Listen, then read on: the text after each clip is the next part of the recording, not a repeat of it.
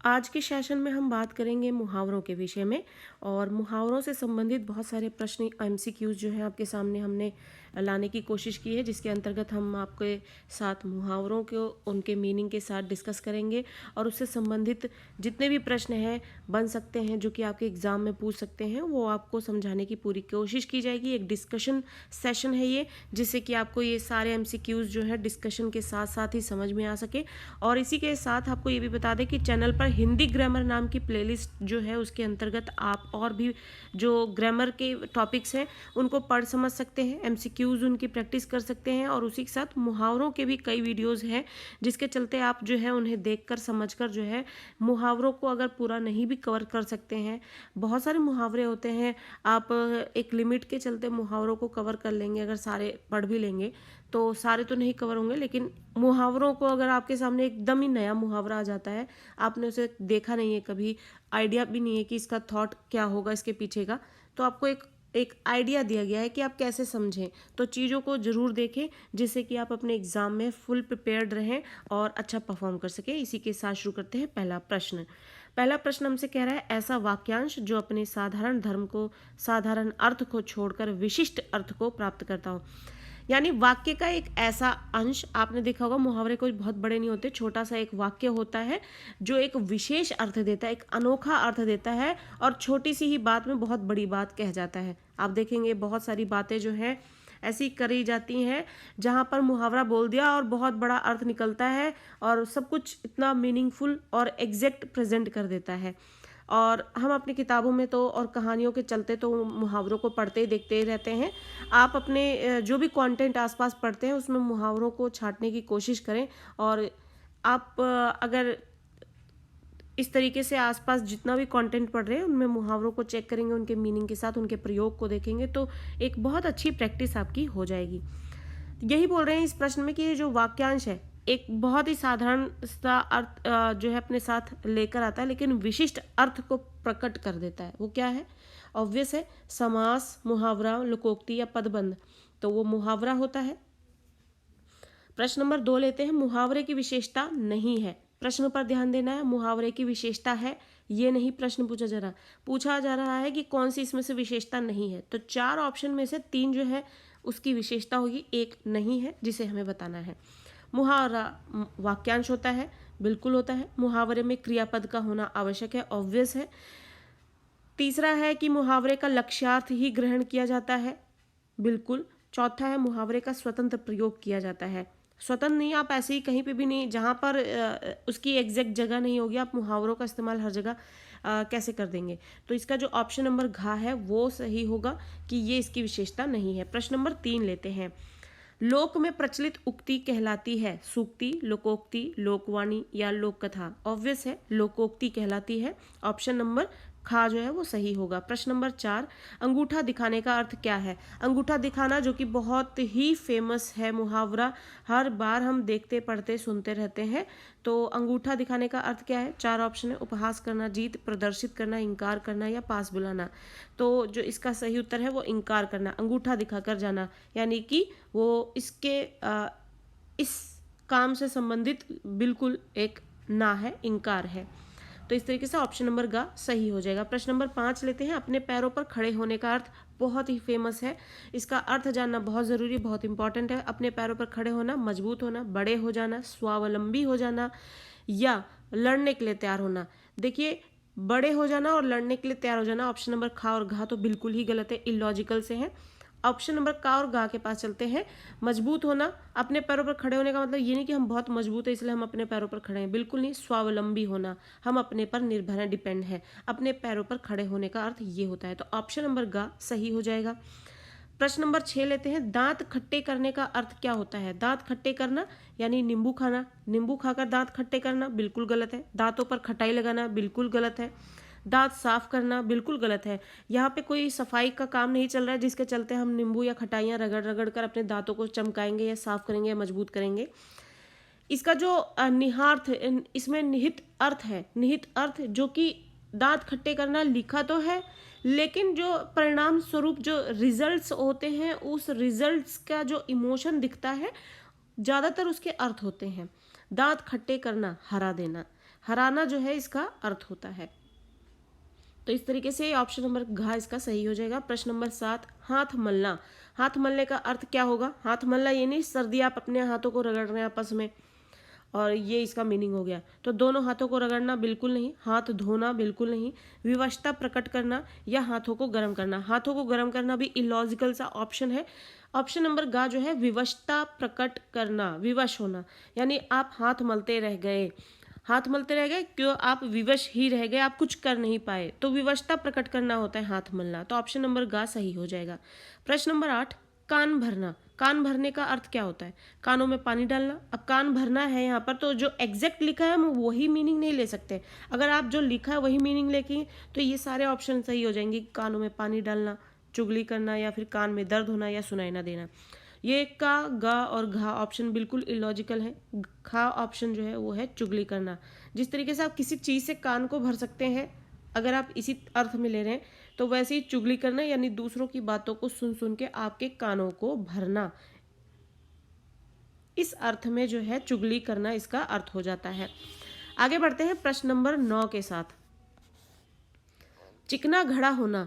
चिकना घड़ा होने का अर्थ क्या होगा? घड़े पर तेल लगाना, यानी चिकनाई लाने के लिए अब क्या घड़े पे तेल लगाना इसका मीनिंग हो जाएगा? बिल्कुल नहीं। घड़े का सुंदर होना, निर्लज्ज होना, यानी कि जिसमें शर्म ना हो, या घड़े में घी भरा होना। तो निर्लज्ज होना जो है इसका अर्थ हो जाएगा। चिकना घड़ा होना। अब मान लीजिए एक प्रैक्टिकल व्यू ही लेते हैं। चिकना घड़ा है, घड़ा है, उसमें तेल लगाए और घड़े को में तेल लगाया, तो उसमें जब तेल लगाने से चिकनाहट आ जाएगी, या फिर वो सुंदर दिखने के लिए हो जाएगा, या घड़े में घी भरना होगा, इस वजह से चिकनाई आ जाएगी। बिल्कुल इलॉजिकल। इन तीनों में से किसी भी चीज़ के लिए घड़े का इस्तेमाल नहीं किया जाता है। चिकना घड़ा होना मतलब यह है कि अगर घड़ा चिकना होगा तो वो पानी का स्पर्श पाके वो भी बह जाएगा। तो निर्लज्ज होना यानी सारी शर्म जो है वो बह जाना। तो इसके अर्थ में कनेक्ट करते हुए जो है निर्लज्ज हो जाने का अर्थ जो है चिकना घड़ा होने का अर्थ बन जाता है। तो ऑप्शन नंबर गा सही हो गया। प्रश्न नंबर 10 लेते हैं। आग बबूला होना। आग बबूला होना सभी को मालूम है, बहुत ही फेमस है ये। तो आग जलाना, आग बुझाना, बहुत क्रोधित होना, बहुत खुश होना। तो आग बबूला होना, आग जो है एक ऐसा मीनिंग लेकर चलता है, एक ऐसी प्रेजेंस लेकर चलता है जो आपको परेशान कर रहा हो। तो परेशान करने के अर्थ में हो जाएगा बहुत क्रोधित होना। तो आग बबूला होना यानी बहुत क्रोधित होना। ऑप्शन नंबर गा सही हो जाएगा। अगला प्रश्न है प्रश्न नंबर 11। हेकड़ी जताना का अर्थ क्या होता है? हाथ मिलाना, मित्रता करना, नाराज होना, या फिर अकड़ दिखाना। हाथ मिलाना, मित्रता करना और नाराज होना भी जो है ये बहुत ही पॉजिटिव से पॉइंट हो जाएंगे, क्योंकि हाथ मिलाना, मित्रता करना पॉजिटिव तो दिख रहा है। नाराज होना भी जो है आप अब किसी को पसंद करते हैं या चाहते हैं, या फिर जिससे आप रिश्ते रखते हैं उससे नाराज हो रहे हैं। अकड़ दिखाना जो एक डिफरेंट चीज़ है। हेकड़ी जताना, आप अपनी अकड़ दिखा रहे हैं। तो यहाँ ऑप्शन नंबर घ सही हो जाएगा। प्रश्न नंबर 12। होश में ना रहना के लिए उचित मुहावरा क्या होगा? अब यहाँ पे मुहावरे का अर्थ दिया हुआ है, इसके लिए मुहावरा हमें बताना है। आंख लगना। आंख लगने का मतलब तो सोना होता है। सांप सूंघना यानी बहुत डर जाना, आपे से बाहर होना, आप होश में नहीं रहना। सुध बुध खोना। सुध बुध खोना भी होश खोना हो गया। तो इस तरीके से ऑप्शन नंबर घा जो है सुध बुध खोना, जिसका हिंदी अर्थ हो जाएगा होश में ना रहना। तो इस तरीके से ऑप्शन नंबर घा इसके लिए सही मुहावरा हो जाएगा। प्रश्न नंबर 13। बहुत दिनों बाद दिखाई देना के लिए उचित मुहावरा है। बहुत दिनों के बाद दिखाई देना यानी ईद का चांद होना। तो बहुत दिनों के बाद दिखाई देना, क्यों बहुत दिनों के बाद दिखाई देना? ईद का चांद आपको बहुत मुश्किल से दिखता है, और हर महीने तो नहीं निकल रहा है ईद का चांद, तो बहुत दिनों बाद दिखाई देना, तो वो ईद के चांद से कनेक्ट कर दिया गया कि जिस तरीके से ईद का चांद बहुत ही मुश्किलों से आता है, सामने देखने को मिलता है, वैसे ही बहुत दिनों के बाद दिखाई देना उसका अर्थ ले लिया जाता है। तो इस तरीके से ऑप्शन नंबर ग इसका सही हो जाएगा। प्रश्न नंबर 14। आंखें चुरा लेना यानी आप आंखों में आंखें डाल के अगर बात कर रहे हैं तो यानी आप में बहुत कॉन्फिडेंस है। आंखें चुरा रहे हैं यानी आपने कुछ गलत किया है, या फिर आप अपने आप को उस लायक नहीं समझ रहे, तो इसलिए आंखें चुराते हैं यानी आंखें नहीं मिलाते हैं। तो अनदेखा करना, छिप जाना, ध्यान से देखना, या बचकर निकल जाना। ध्यान से देखना तो बिल्कुल भी नहीं होगा, और छिपना बिल्कुल नहीं होगा, बचकर निकल जाना ये भी नहीं होगा। ऑप्शन नंबर का जो है अनदेखा करना यानी आंखें चुराने का मतलब ये है कि आंखें नहीं मिलाना, तो अनदेखा करना, आप उसको यहाँ पर अवॉइड कर रहे हो देखने से, जिससे आंखें ना मिले और आप अपने आप को बचाओगे इससे। तो ऑप्शन नंबर का सही हो जाएगा। प्रश्न नंबर 15। अत्यधिक प्रसन्न होना के लिए उचित मुहावरा है। अत्यधिक प्रसन्न होना यानी बहुत खुश होना। तो आंखें खुलना, मन पसीजना, दिल बाग बाग होना या घी के दिए जलाना। तो दिल बाग बाग होना जो है इसका अर्थ हो जाएगा अत्यधिक प्रसन्न होना। तो ऑप्शन नंबर ग सही हो जाएगा। प्रश्न नंबर 16 है हमारे सामने, लाल पीला होना का अर्थ क्या है? लाल पीला होना यानी ये आप रंग नहीं बदल रहे हो यहाँ पे गिरगिट की तरह। लाल पीला होना यहाँ पर एक मीनिंग है जिसका अर्थ है खुश होना, रंग लगाना, चित्रकारी करना या फिर क्रोधित करना। चित्रकारी करना तो बिल्कुल ही इलॉजिकल है, गलत है यहाँ पर। लाल पीला होना, लाल और पीला जो है अग्रेशन को दिखाने वाले कलर्स होते हैं, तो आप यहाँ पर क्रोधित होने से इसे कनेक्ट कर पाएंगे। तो क्रोधित होना जो है लाल पीला होने का अर्थ बताता है। प्रश्न नंबर 17, आंखों में धूल झोंकना का अर्थ क्या होगा? आंखों में मिट्टी फेंकना, बिल्कुल नहीं। आंखों में मिट्टी फेंकना कोई खेल थोड़ी खेला जा रहा है। आंखें खराब कर देना, आंखें खराब करने के लिए धूल झोंकने की ही क्या जरूरत है? धोखा देना या वार करना, वार नहीं बल्कि धोखा देना जो है आंखों में धूल झोंकने के जैसा अर्थ होगा। यानी आप अपने आंखों से किसी को देख रहे हो, भांप रहे हो, समझ रहे हो बहुत अच्छा आदमी है, बहुत अच्छा इंसान है, लेकिन एक्चुअल में ऐसा नहीं होता है। सामने वाला कुछ और है व्यवहार से, वो आपको एक फेक अपनी पर्सनालिटी आपके सामने रख रहा है, तो आपको वो चीज़ देखने नहीं दे रहा है वो, तो वो धूल झोंकने वाली बात हो जाती है। तो आंखों में धूल झोंकने का अर्थ हो गया धोखा देना। ऑप्शन नंबर ग सही हो जाएगा। आगे बढ़ते हैं अगले प्रश्नों के साथ। प्रश्न नंबर 18 है हमारे सामने, लांछन लगाना के लिए उचित मुहावरा क्या होगा? काम तमाम करना, बिल्कुल नहीं। चार चांद लगाना, बिल्कुल नहीं, एक पॉजिटिव सी चीज़ है ये। कीचड़ उछालना और आड़े हाथों लेना। तो कीचड़ उछालना, लांछन लगाना यानी गलत इल्ज़ाम लगाना जो है, और वो इसका अर्थ हो जाएगा। तो ऑप्शन नंबर ग सही होगा। प्रश्न नंबर 19, छक्के छुड़ाने का अर्थ क्या होगा? छक्के छुड़ाने का अर्थ हरा देना, मार देना, प्यार करना या बंधन काटना। तो छक्के छुड़ाने का मतलब हरा देना होता है। बहुत ही वेल फेमस क्या कहते हैं ये मुहावरा है, हर कोई इसका अर्थ जानता है। प्रश्न नंबर 20 लेते हैं, समझ आना के लिए उचित मुहावरा क्या है? समझ आना जो है अर्थ है हमारे सामने। अब हमें इसके लिए मुहावरा ढूंढना है। आंख मूंद लेना, आंखें खुलना, हाथ मलना या हिम्मत टूटना। हिम्मत टूटना एक नेगेटिव है एस्पेक्ट। हाथ मलना, ये भी इसका हम हाथ मलना जो है यानी कि आप जो है किसी भी चीज़ से यहाँ पर हाथ मलते रह जाना, अफसोस करते रह जाना। आंख मूंद लेना, ये भी नेगेटिव एस्पेक्ट है। समझ आने वाली चीज़ है, जो आप किसी चीज़ को अंडरस्टैंड कर रहे हैं तो आंखें खुल जाती हैं आपकी। तो इस तरीके से ऑप्शन नंबर ख सही हो जाएगा। प्रश्न नंबर 21, दांतों पसीना आना। आप सारे बॉडी पार्ट्स पे पसीना आते हुए देखा है, लेकिन कभी दांतों पे पसीना आता है? बहुत ही एक रेयर सी चीज़ है। अब दांतों पे पसीना आना एक मुहावरा तैयार किया गया है, किस अर्थ में? मेहनत करना, अत्यधिक कठिनाई होना, सामर्थ्य से बाहर होना, मुकाबला होना। मुकाबला होना तो नहीं, कंपटीशन में तो नहीं, लेकिन ये तीन जो है बहुत ही माइनर डिफरेंसेस के साथ जो है यहाँ पर इसके मीनिंग हमें इसमें ढूंढने हैं। अत्यधिक कठिनाई होना, बहुत परेशानी होना, यानी कि आप बहुत परेशान होकर बहुत मेहनत करके जब आप कुछ करते हैं तो आप बहुत ज़्यादा पसीने से लथपथ हो जाते हैं, तो एक बहुत ही ज़्यादा समस्याओं से होते हुए निकलना, दांतों पसीना आना अर्थ हो जाएगा। तो ऑप्शन नंबर खा सही हो जाएगा। प्रश्न नंबर 22 लेते हैं, भारी सदमा लगना। सदमा यानी आपको कोई दुख या फिर आपको किसी तरीके की चीज़ जो है आपको परेशान कर जाती है, वो सदमा, भारी सदमा लगना। इसके लिए उचित मुहावरा क्या होगा? प्राण सूखना, आंखें खुलना, जिगर के टुकड़े होना या सुध बुध खोना। तो जिगर के टुकड़े होना, भारी सदमा लगना।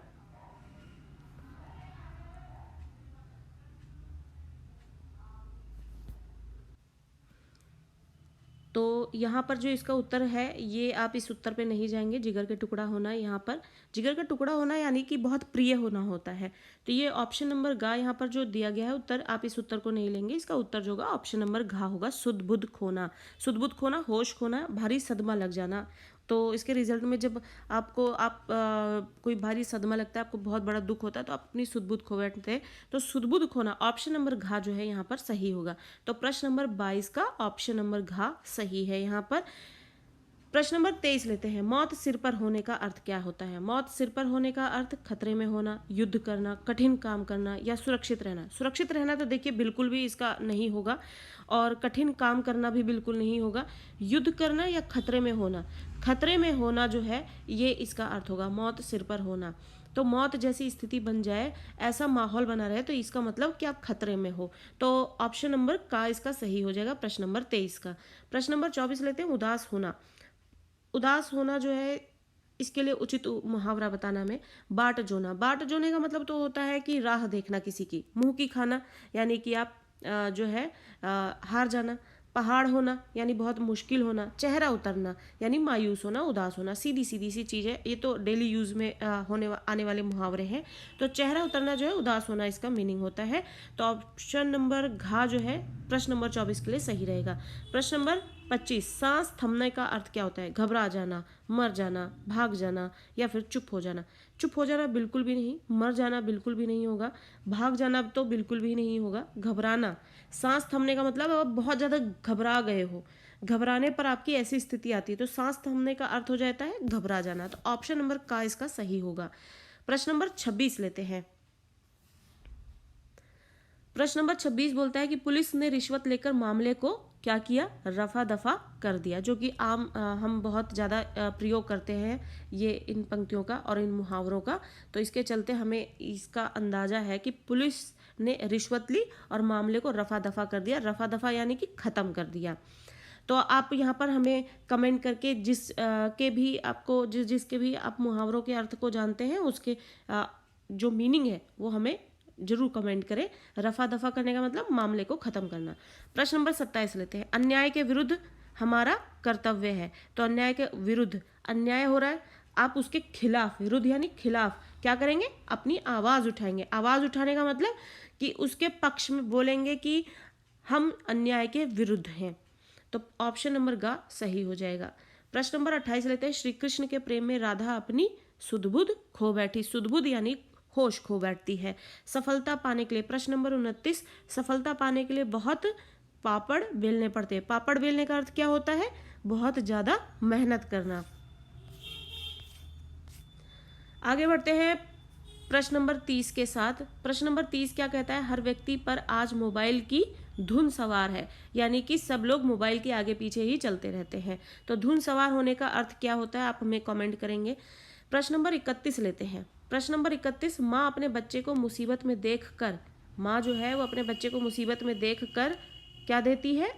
वो कलेजा निकाल कर रख देती है। कलेजा निकाल कर यानी कि अपनी सारी हिम्मत से जो उसके लिए वो कुछ कर सकती है वो कर देती है। तो ऑप्शन नंबर ग सही हो जाएगा। प्रश्न नंबर 32 लेते हैं।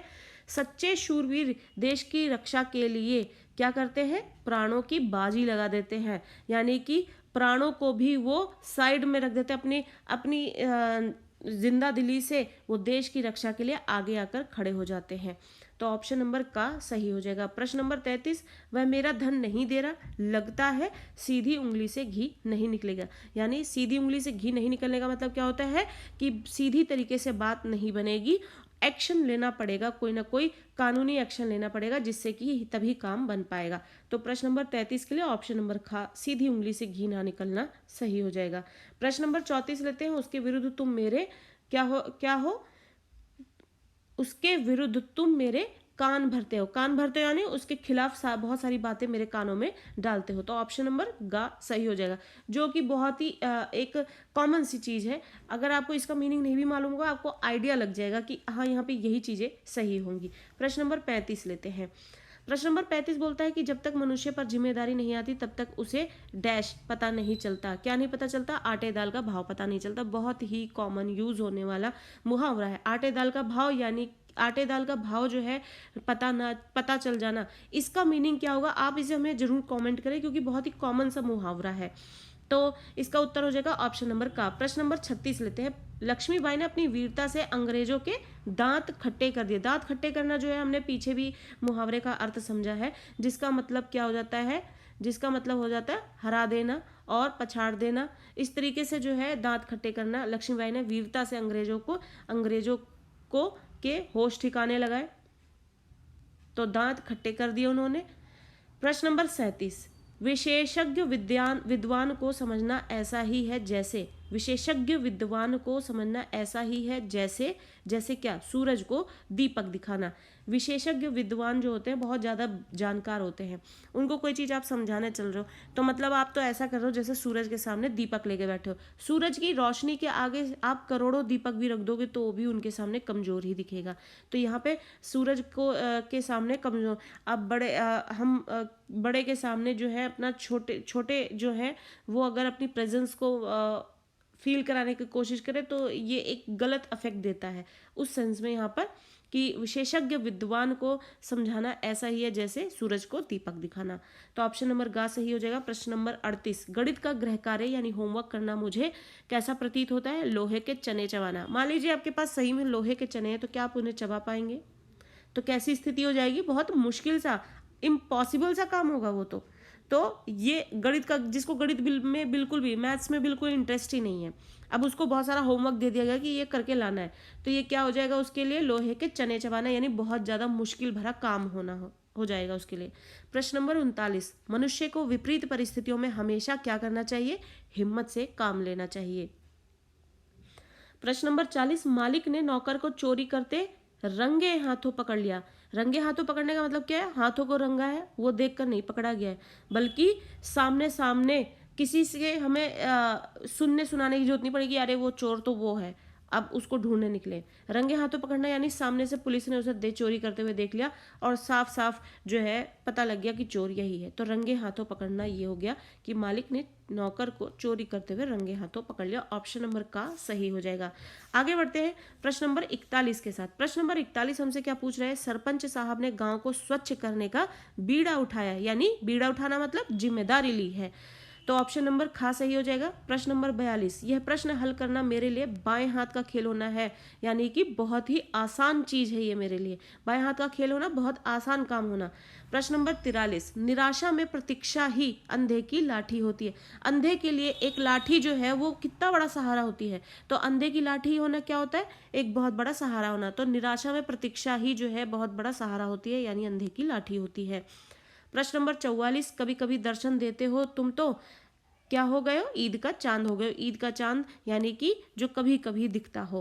प्रश्न नंबर 45, एक दिवसीय यानी एक दिन का जो क्रिकेट प्रतियोगिता है उसमें हार के बाद विरोधी टीम के सदस्यों के चेहरे मुरझा गए हैं, यानी एक दिन का जो एक दिवसीय क्रिकेट प्रतियोगिता है उसमें अपोजिट टीम जो है वो जब हार जाती है तो उसका चेहरा जो है मुरझा जाता है, क्योंकि इतनी मेहनत के बाद कोई भी हारता है तो चेहरा मुरझाना यानी कि उदास हो जाना होने वाली स्थिति हो जाती है। ऑप्शन नंबर का यहाँ पर सही हो जाएगा।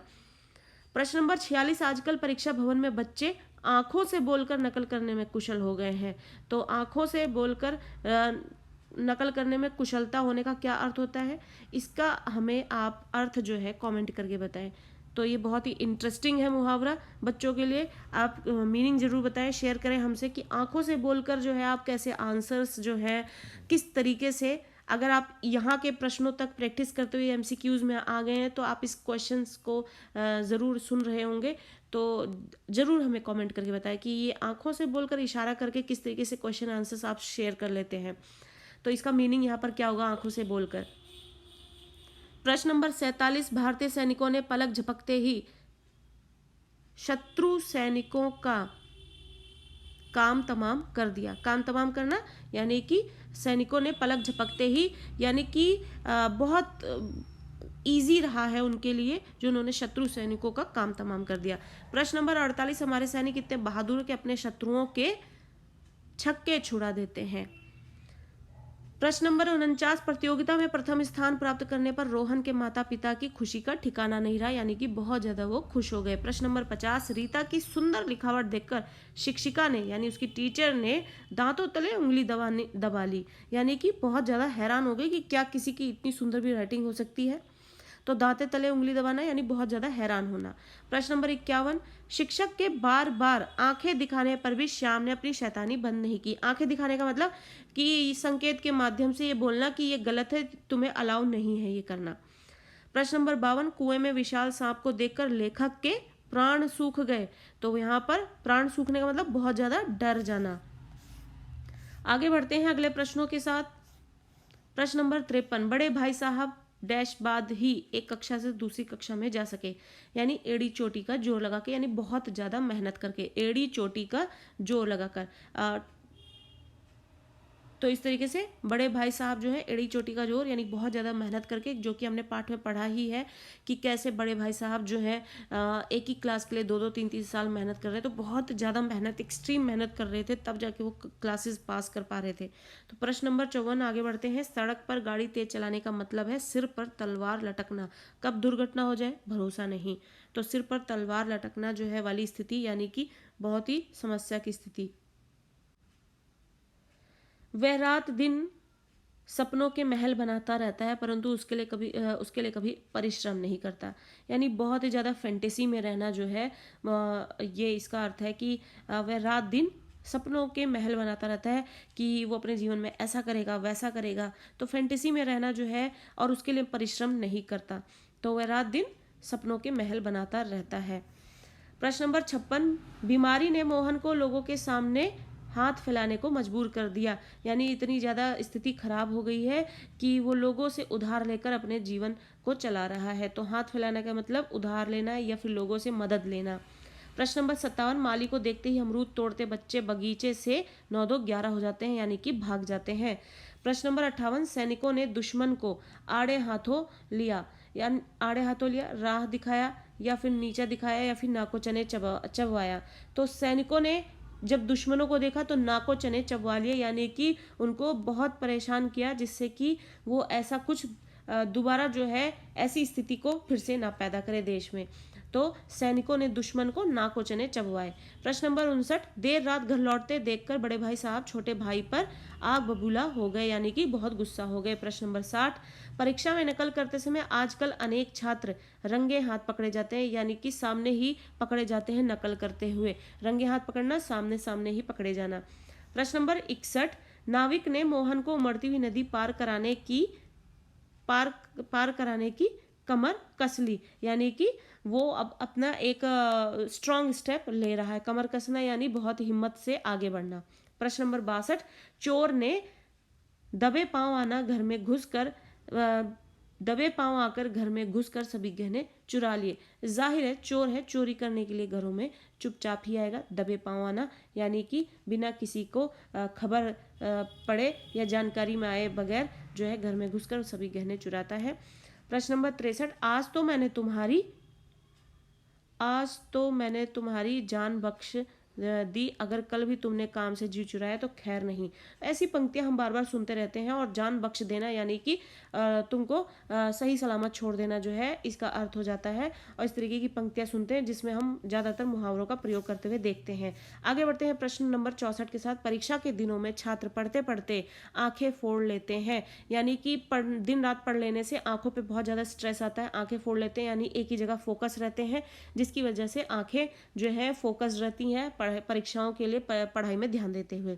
तो इसका अर्थ आंखें फोड़ना हो जाता है, यानी दिन रात फोकस रहना।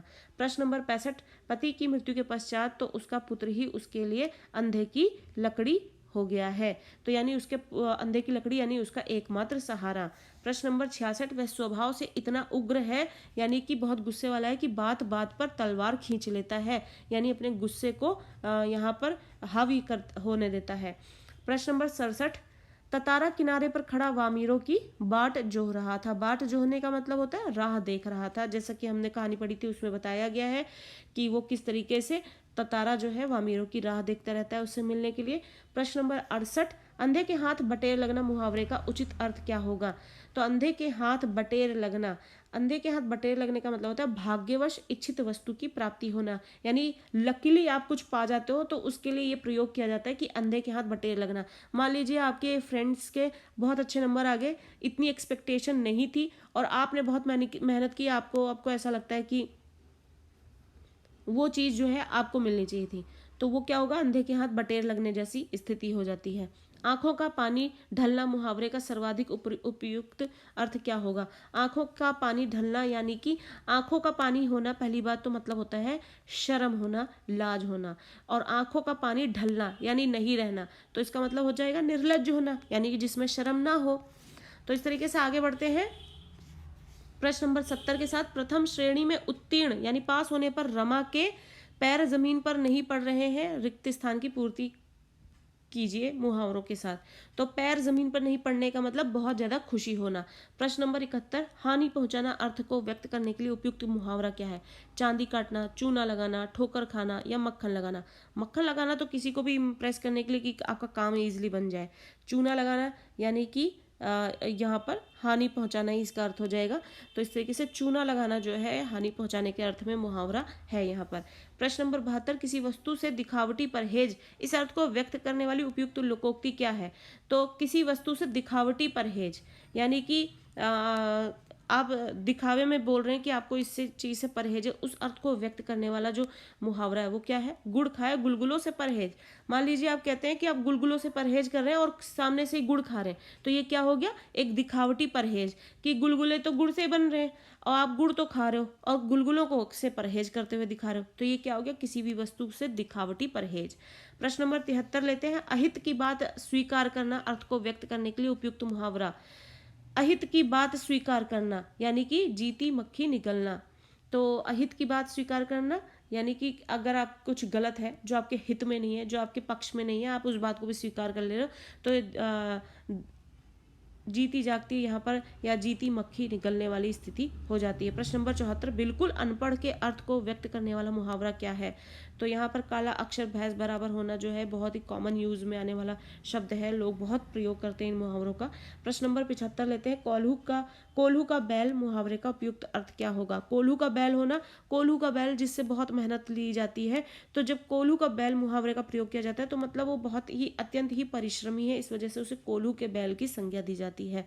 तो तेल निकालने के लिए बैल जो है उससे बहुत मेहनत कराई जाती है कोल्हू चलाने के लिए, तो वो एक बहुत ही ज्यादा परिश्रम की स्थिति होती है, इस वजह से ये एक मुहावरा तैयार है, कोल्हू का बैल यानी कि अत्यंत ही परिश्रमी होना।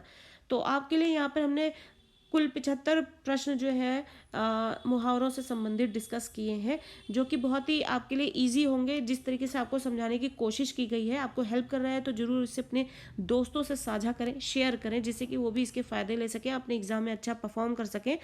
और इसी तरीके से आगे बढ़ते हुए अब नेक्स्ट सेशन में आपके लिए ग्रामर की एक नई वीडियोज़ आपके सामने लेकर आएंगे, जिससे कि टाइमली अपडेट्स मिल सके। उसके लिए आप चैनल को सब्सक्राइब कर लें और इसी तरीके से चैनल के साथ बने रहें। और अन्य वीडियोस भी आपके हिंदी ग्रामर प्लेलिस्ट में आपके पास बहुत सारे जो ग्रामर के टॉपिक्स हैं डिस्कस करते हुए, एमसीक्यूज देते हुए, वन वर्ड क्वेश्चंस देते हुए आपके लिए वहाँ पर तैयार किए गए हैं। ज़रूर विजिट करें और अपने दोस्तों